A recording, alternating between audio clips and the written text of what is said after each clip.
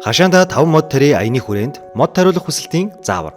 Байгаль орчин уур амьсгалын өөрчлөлтийн яамны санхүүжилтээр Nestle-ийн 7 дүүргийн 108 хороонд мод тариулах хүсэлтийг зөвхөн e-Mongolia гар утасны аппликейшнаар илгээх боломжтой.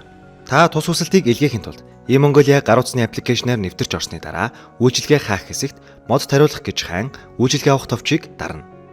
Энэ үед дэлгэцээр зураг оруулах хэсэг гарч ирэх бөгөөд тухайн хэсэгт мод тариулах хүсэлтэд байгаа талбайн зургийг оруулна. Ингээд дараагийн хуудсанд та өөрийн үл хөдлөх хөрөнгийн лавлгаагаа хавсаргах хэсэг гарч ирэх ба үү дугаараа оруулан үл хөдлөх хөрөнгийн лавлгааг дуудах ба шалгаж харсны дараа холбоо барих дугаараа оруулснаар таны хүсэлт амжилттай болно.